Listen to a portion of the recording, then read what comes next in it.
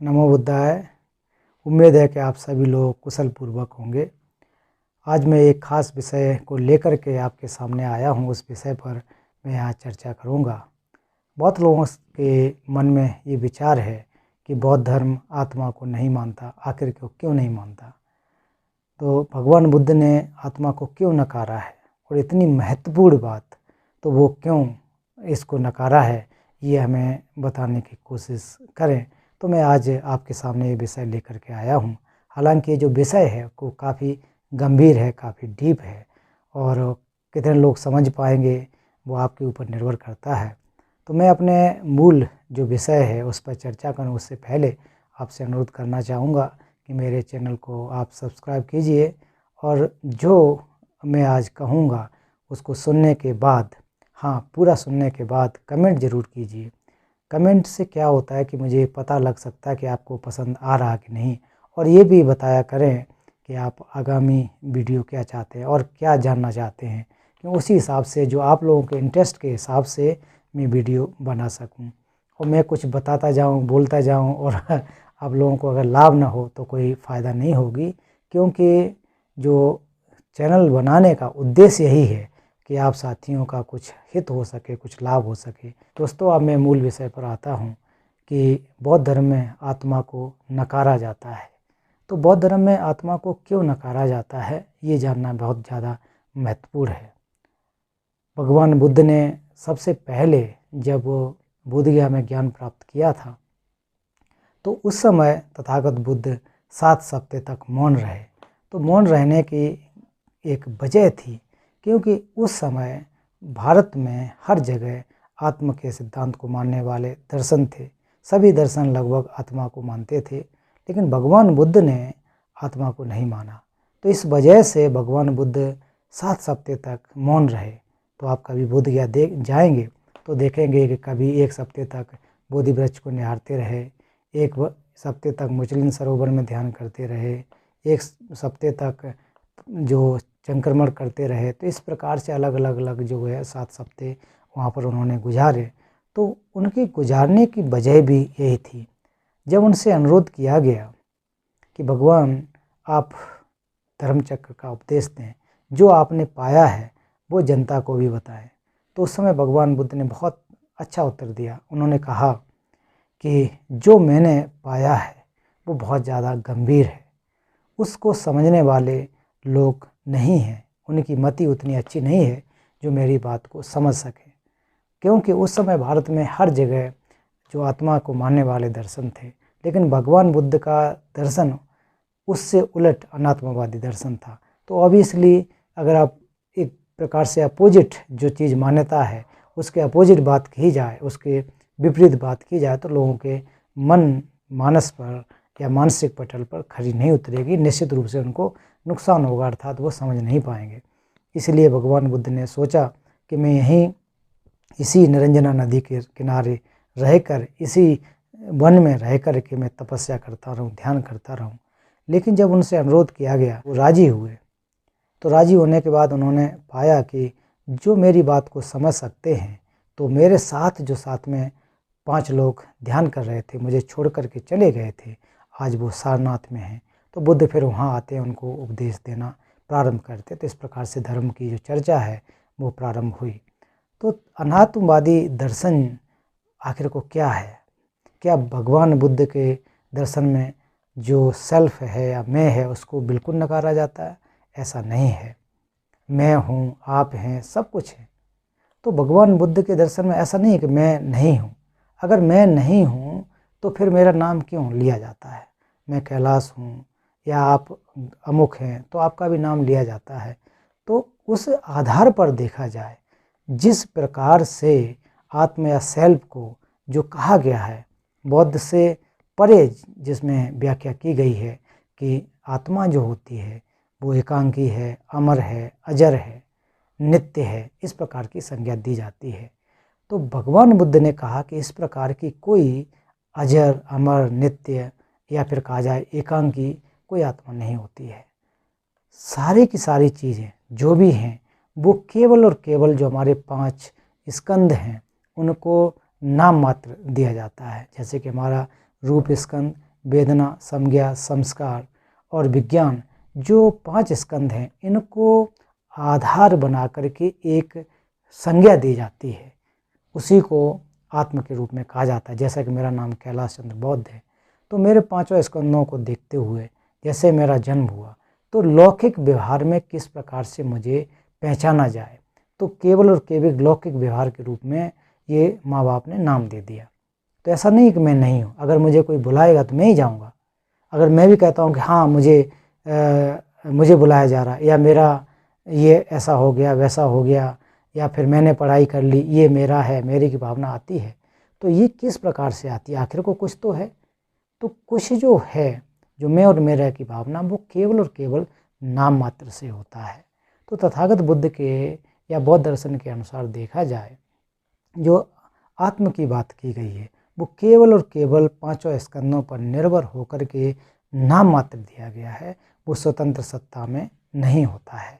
इस तरह के हम समझें तो समझ सकते हैं। तो ऐसा बिल्कुल भी नहीं है कि बिल्कुल जो नकारा गया है। तो नकारा किसको गया है? स्वतंत्र सत्ता को नकारा गया है। मतलब जो आत्मा है, वो जो इंडिपेंडेंट आत्मा को नकारा गया है, कि जो भी आत्मा है या सेल्फ वो इंडिपेंडेंट है। तो हालांकि बौद्ध धर्म के अनुसार प्रतिसमुत्पाद का नियम है, और प्रतिसमुत्पाद का अगर नियम है तो वो इंडिपेंडेंट नहीं हो सकता है, इसीलिए इसको इंटरडिपेंडेंट ओरिजिनेशन। तो इंटरडिपेंडेंट का अर्थ क्या हुआ? एक दूसरे पर आश्रित होकर के उत्पन्न होना। उसका सीधा ही सीधा उत्पन्न होता है प्रतीत समुत्पाद, कि उस पर आश्रित होकर के, निर्भर होकर के अस्तित्व में आना। जैसे कि मैं ऐसा अकेला आ गया हूँ, ऐसा नहीं है। तो मेरा जो मूल कारण अगर देखा जाए, तो मेरे जैसे कि माँ बाप के उन जो रक्त और उससे हम लोग निर्मित होते हैं, अंडाणु और शुक्राणु से निर्मित होते हैं। तो जब उसके बाद फिर उसमें सेल्स निर्माण होता है, टिश्यू बनते हैं, फिर धीरे धीरे बहुत ज़्यादा जब विकास होता चला जाता है, चित्त उसमें प्रवेश करता है, हमारे शरीर के विभिन्न अंग निर्मित होते हैं। तो आप देखें, तो ऐसा तो नहीं है कि ये केवल और केवल ऐसा ही आ गया हो। हमारा जो शरीर का निर्माण होता है, उसमें बहुत सारी चीज़ें जुड़ी हुई हैं। 5 भौतिक तत्व उसमें मिले हुए होते हैं। तो 5 भौतिक तत्वों को मिलाकर के एक पिंड बना, और पिंड बनने के बाद फिर उसके जो हमारे एग्रीगेट्स हैं, स्कंद जिनको कहा जाता है, वो आकर के मिले, वो बने, तब जाकर के एक लौकिक व्यवहार के रूप में एक नाम दिया जाता है, एक संज्ञा दी जाती है। तो इस आधार पर हम देखें कि बहुत सारी चीज़ों से मिलकर के हमारी रचना होती है, हमारा अस्तित्व होता है। तो इस प्रकार से कभी भी ये एक प्रकार से हम जो समझ लेते हैं, वो मिथ्या विकल्प की तरह से होता है। ये बात सही है, भगवान बुद्ध ने आत्मा को क्यों नकारा? आत्मा को नकारने की वजह ये है कि जो बौद्धेतर परंपरा है, वो कहते हैं कि शरीर से हटकर के किसी आत्मा की स्वतंत्र सत्ता होती है। स्वतंत्र वो होता है, एकांकी होता है, अलग होता है। तो इस प्रकार से उदाहरण दिया जाता है।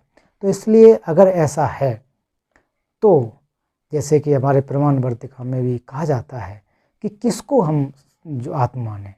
अगर हम अपने स्कंदों को आत्मा मान लेते हैं, तो बहुत सारी आत्मा हो सकती हैं, क्योंकि 5 स्कंद हैं, तो ये अलग अलग हो जाएंगे आत्मा। किसको हम आत्मा माने? तो उसको नकारा गया कि वो तो है नहीं, उसमें बहुत ज़्यादा एक आत्मा होने की संभावना रहती है।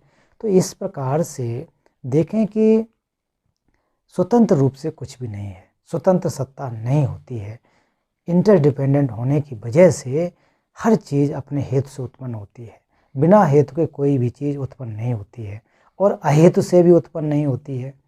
एक तो बिना हेतु की नहीं होती है, नित्य से कोई चीज़ उत्पन्न नहीं होती है, और या फिर जो कोई कारण भी न बने, अर्थात तो फिर यही कहा जा सकता है कि किसी का हेतु न हो, उत्पन्न नहीं हो सकता है।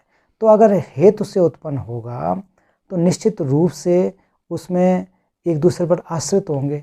उदाहरण के रूप में कि मान लीजिए अंकुर निकल रहा है, तो अंकुर अगर वो निकल रहा है, तो अंकुर अकेले तो नहीं निकल गया, उसका बीज है। बीज फिर अगर आप चाहो मेज पे रख दो, उसमें अंकुर निकल जाए, वो संभव नहीं होता है। वो क्यों नहीं है? क्योंकि उसको बहुत सारे जो कारण चाहिए। मूल हेतु से उत्पन्न हो जाए अकेला नहीं हो सकता, उसके लिए अवयव, दूसरे अवयव हैं, जो उसके जो जो सेकेंडरी कॉज हैं वो भी चाहिए, उसको हवा चाहिए, पानी चाहिए, मिट्टी चाहिए, खाद चाहिए, तब जाकर के वो अंकुर देता है। ऐसा तो नहीं अपने से उत्पन्न हो गया हो। लेकिन पौधेतर जो परंपरा होती हैं उसको क्या कहते हैं कि हाँ, उसमें बीज बन, उसमें जो फल की अब एक प्रकार से देने की क्षमता है, उसमें अंकुर देने की वो क्षमता है। तो क्षमता को बौद्ध धर्म भी नहीं नकारता कि क्षमता नहीं है, ऑफ कोर्स है, लेकिन इसके लिए उसके जो हेतु हैं वो होते हैं, उसके जो सहायक हैं उनकी आवश्यकता होती है। तो इस प्रकार से जो है उसमें बहुत सारे तर्क होते हैं कि बौद्ध धर्म की परंपरा के अनुसार हम नहीं मानते, लेकिन अबौद्धों की परंपरा को उसको मानते हैं। अगर इससे फ़ायदा उनको हो रहा है तो ठीक है, कोई बात नहीं। भारत की ये प्राचीन परंपरा है, आत्मा को मानने की परंपरा है, उनकी अपनी ये व्यवस्था है, उसको अपने हिसाब से व्याख्या की जाती है। लेकिन बौद्ध परंपरा के अनुसार कोई भी एकांकी आत्मा का अस्तित्व नहीं है। उदाहरण के रूप में अगर हम अपने शरीर में देखने की कोशिश करें तो क्या हमारा जो हाथ आत्मा है क्या? हमारा हृदय आत्मा है क्या? आँख आत्मा है? कहाँ है? हम मैं और मेरा तो कहते हैं, मेरा शरीर, ये मेरा शरीर है, मुझे दर्द हो रहा है, तो मुझे और मेरा इसमें अंतर है। तो केवल और केवल हम इसको क्या है, मिथ्या विकल्प के रूप में मान बैठे हैं, सत्य मान बैठते हैं। लेकिन ये मिथ्या विकल्प है, उसको सत्य की इतनी ज़्यादा ग्राह्यता कर लेते हैं कि हाँ, कोई ना कोई चीज़ ऐसी है जो कि स्वतंत्र रूप से हमको बस में किए हुए है। तो इस प्रकार की कोई भी स्वतंत्र सत्ता बस में नहीं होती है। अगर होता तो जब हम इसको परीक्षण करें तो परीक्षण करके कोई ना कोई चीज़ हमें मिलनी चाहिए थी। हमारे हाथ को अलग रख दिया जाए तो यही तो कहा जाएगा कि ये मेरा हाथ है। हमारे सर को अलग रख दिया जाए तो मेरा शरीर, जो सिर है या हाथ, जो शरीर है, जो भी है उसको कहा जाता है। लेकिन इन सबको अगर अलग करोगे, उसके बाद भी अगर आपको कोई स्वतंत्र सत्ता या आत्म रूपी कोई स्वतंत्र सत्ता मिल जाए तो कह सकते हैं कि निश्चित रूप से आत्मा का अस्तित्व होता है। इस प्रकार से बौद्ध दर्शन में जो स्वतंत्र सत्ता को, स्वतंत्र आत्मा को नकारा गया है, बिल्कुल मना किया है। क्योंकि बुद्ध उस समय लोगों को अगर कहते, अनात्मवादी दर्शन अगर देते तो शायद लोग नहीं समझ पाते, इसलिए वो मौन रहे। तो ये हम समझ सकते हैं, क्योंकि इतना जटिल नहीं है। हमारी जो मान्यता है, लोग एक प्रकार से सदियों की मान्यता है कि कोई हमें संचालित करने वाली चीज़ होती है, वस्तु होती है। मृत्यु होने के बाद हमारे शरीर से आत्मा रूपी निकल जाते हैं, वो नित्य होती है, अजर होती है, अमर होती है। तो जो कि तीनों उसके 3-4 प्रकार की उसकी विशेषताओं के बारे में बताया जाता है, लेकिन ऐसा भगवान बुद्ध ने नकारा है। तो ऐसा मैं बिल्कुल नहीं कहता कि जो कि मैं नहीं हूँ। लौकिक व्यवहार के रूप में, लौकिक के रूप में क्या कहा जाए कि सामान्य तौर पर ऑफ कोर्स सभी हैं, आप हैं, मैं हूँ, हम लोग कार्य करते हैं, पढ़ाई लिखाई करते हैं, भोजन करते हैं, लोग व्यवहार करते हैं। लेकिन अगर उसी चीज़ को हम परमार्थ रूप से देखें तो परमार्थ रूप से कुछ भी स्वतंत्र सत्ता में नहीं है।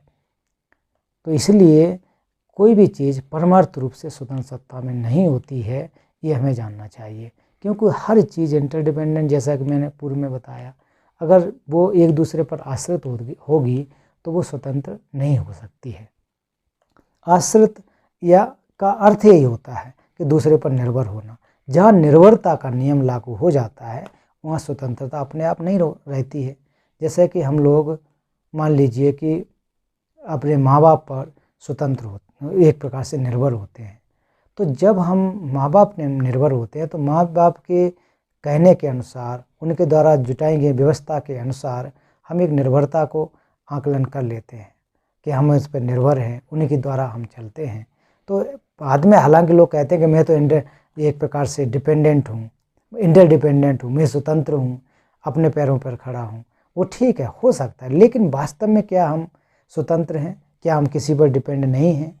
हम भले ही परिवार पर डिपेंड न हो, लेकिन समाज पर डिपेंड हो।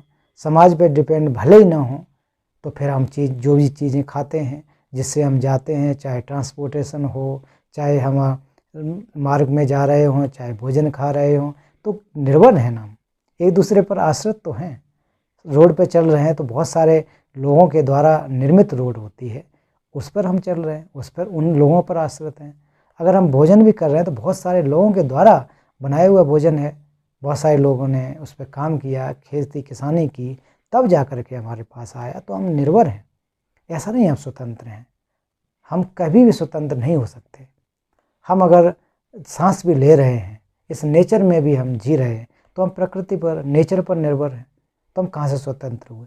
अगर कहें कि हम स्वतंत्र हैं, हम किसी पर निर्भर नहीं हैं, तो शायद ये संभव नहीं होगा। हम कहीं ना कहीं तो निर्भर हैं ही, कहीं पर भी निर्भर हो। हम जीवन चलाने के लिए उस पर निर्भरता, एक प्रकार से निर्भरता होती है। प्यास लगती है तो पानी पीते हैं, वो भी हम पानी पर निर्भर हैं। श्वास पर निर्भर हैं, भोजन पर निर्भर हैं, दवाइयों पर निर्भर हैं। तो इस बहुत सारी चीज़ें, कहे ना कि हमारे आसपास जो भी चीज़ें हैं, हम उस पर निर्भरता होती है। अगर हमको एक जगह पर कहीं बैठा दिया जाए, कहीं एक सुदूर जगह पर बैठा दिया जाए, और वहाँ पर कोई हमको भोजन की व्यवस्था देने वाला न हो, तो हम निश्चित रूप से जो प्राणी है वो मर जाएगा, क्योंकि उसकी निर्भरता को हम समझना चाहिए। इससे सिद्ध होता है कि हम कितने ज़्यादा निर्भर हैं। तो इसी प्रकार से लौकिक व्यवहार के रूप में जो आत्मा का संज्ञा दिया गया है, कहा गया है, उस प्रकार से तो बौद्ध भी मानते हैं, बौद्ध मना नहीं करते हैं।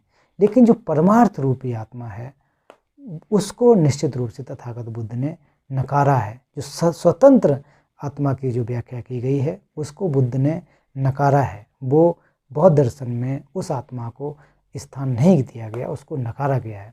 तो इसलिए इसमें घबराने की बात नहीं है कि बौद्ध लोग जो आत्मा को नहीं मानते हैं, तो मानना का अर्थ ऐसा नहीं है कि जो मैं नहीं हूँ, आप नहीं, जैसा कि मैंने पूर्व में भी कहा। लेकिन एक प्रकार से स्वतंत्र रूप से अगर कोई चीज़ है, ऐसी नहीं होती है। परमार्थ रूप से कोई आत्मा का अस्तित्व हो, वो नहीं होता। ये भगवान बुद्ध ने स्पष्ट रूप से कहा है।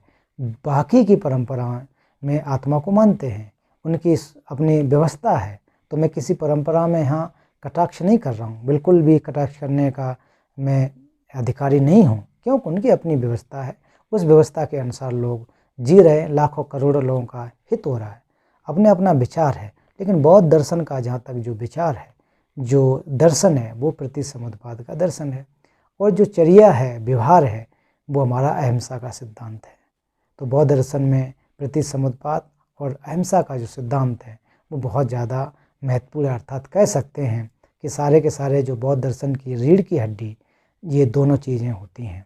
तो इस आधार पर बौद्ध दर्शन में किसी भी प्रकार के आत्मा को आप नहीं पा सकते हैं। इसीलिए जो बौद्ध दर्शन के लोग हैं, उस आत्मा को नकारते हैं।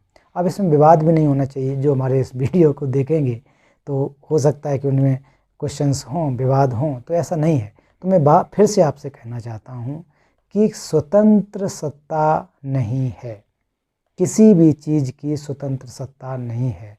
Nothing is existent bye their own, और इंट्रिंसिक इनहेरेंट एग्जिस्टेंस नहीं है, ये समझना चाहिए। तो भगवान बुद्ध यही कह रहे हैं कि हर चीज़ डिपेंडेंट है, और डिपेंडेंट है, एक दूसरे पर आश्रित है, तो वो स्वतंत्र नहीं हो सकती है। तो इसलिए इस रूप में अगर हम समझें तो ज़्यादा समझ सकते हैं। कि बहुत सारे और भी मेरे जो वीडियो हैं, कई लोगों के कमेंट आए, तो कमेंट उस पर मैंने हालांकि जवाब दिया है, लेकिन उतना जो टाइप करके उस तरह से जवाब नहीं हो पाता है। तो इस वीडियो के माध्यम से समझ सकते हैं कि बौद्ध लोग क्यों आत्मा को नकारते हैं। और फिर उसके बाद दूसरा जो बात आ जाती है कि बौद्ध धर्म के लोग क्या नास्तिक हैं? तो नास्तिक अर्थ क्या है? किसी दूसरी परंपरा को, मान लीजिए कि मैं दूसरी परंपरा को नहीं मानता हूँ, उनमें मेरी श्रद्धा नहीं है। नहीं मानना और श्रद्धा न होना अलग चीज़ होती है। तो मैं उनमें सम्मान निश्चित रूप से रखता हूँ, सम्मान है उनके प्रति, आदर है, लेकिन श्रद्धा नहीं है, ये चीज़ अलग होती है। मेरी श्रद्धा अमुक धर्म के प्रति नहीं है और अमुक धर्म के प्रति है। मेरी श्रद्धा भगवान बुद्ध के प्रति है, दूसरे पंथ के लिए नहीं है। तो इसका मतलब ये नहीं कि मैं उनका आदर नहीं करता, उनका आदर करता हूँ, सम्मान करता हूँ। बहुत लोगों का हित हुआ है। तो नास्तिक, उनके हिसाब से मैं नास्तिक हो गया। क्यों नास्तिक हो गया? कि मैं उनकी परंपरा को नहीं मान रहा हूँ, उनके ईश्वर को नहीं मान रहा हूँ। तो उनके ईश्वर को अगर मानूँ तो उनके हिसाब से आस्तिक हुआ, अगर नहीं मान रहा हूँ तो नास्तिक हो जाऊँगा। तो उसी प्रकार से अगर ऐसा उल्टा देखा जाए, जो ईश्वर को मानने वाले हैं, तो बुद्ध को जो नहीं मान रहे हैं, तो मेरे हिसाब से वो नास्तिक हुए। तो इस प्रकार से श्रद्धा के आधार पर होता है कि किस में हम श्रद्धा रख रहे हैं, किस में नहीं रख रहे हैं। मैं उनके प्रति नहीं रख रहा हूँ तो उनके हिसाब से मैं नास्तिक हो गया। अगर वो हमारे जो मान लीजिए तथागत बुद्ध में श्रद्धा नहीं रख रहे तो मैं उनके लिए वो क्या है, मेरे लिए नास्तिक हो गए। इस प्रकार से समझना चाहिए। तो मैं आस्तिक हूँ, क्यों नहीं हूँ? क्यों आस्तिक हूँ? बुद्ध में की प्रति मेरी श्रद्धा है। तो जिस पंथ परंपरा को, जिस आस्था के अंदर आपकी श्रद्धा हो, वो आप ऑफकोर्स आप आस्तिक होंगे। जिस दर्शन को के प्रति मेरी श्रद्धा है उसके प्रति मैं आस्तिक हूँ। जिस परंपरा के प्रति मेरी श्रद्धा या फिर उस दर्शन के प्रति जो मेरी श्रद्धा या विश्वास नहीं है तो मैं फिर उसके लिए आस्तिक, एक प्रकार से नास्तिक हो जाता हूँ। तो ये समझना चाहिए कि बौद्ध धर्म वाले सारे के सारे नास्तिक हैं तो हाँ, उनके लिए हो सकते हैं। अगर दूसरे पंथ के उसी प्रकार से बौद्ध धर्म के लोगों के हिसाब से वो नास्तिक हैं तो यस ऑफ कोर्स हो सकते हैं। तो इस प्रकार से हमें समझना चाहिए। ये इसमें कोई वाद विवाद की बात नहीं, केवल समझने का विषय है कि किस प्रकार से हम नास्तिक हैं, किस प्रकार से हम आस्तिक हैं। दूसरी बात, बौद्ध धर्म कौन सी आत्मा को स्वीकार करता है, किस प्रकार की आत्मा को नकारता है। तो लौकिक व्यवहार के रूप में सारी की सारी चीज़ें होती हैं। जिस प्रकार से आप मानते हैं उस प्रकार से हम भी मानते हैं। मैं हूँ, मेरा अस्तित्व है, आपका अस्तित्व है। लेकिन इसी चीज़ को अगर हम परमार्थ सत्य के रूप में कहें तो फिर कोई भी चीज़ परमार्थ सत्य से सिद्ध नहीं होती है, स्वतंत्र सत्ता उसकी नहीं होती है। ये तथागत बुद्ध ने कहा है। तो उम्मीद है कि आप लोगों को जो मैं आज बताने की कोशिश कर रहा हूँ उससे आपका लाभ हुआ होगा, लाभ होगा। तो आप सभी को वीडियो देखने के लिए धन्यवाद। और आप सब्सक्राइब करना न भूलें और कमेंट में नीचे लिखें भी, कमेंट बॉक्स में नीचे लिखें, जिससे मुझे पता लग सके कि कहाँ कमी है और आप क्या चाह रहे हैं, कितना लाभ आपको प्राप्त हुआ है। इसी के साथ साथ वीडियो देखने के लिए आप सभी का बहुत बहुत धन्यवाद। नमो बुद्धाय।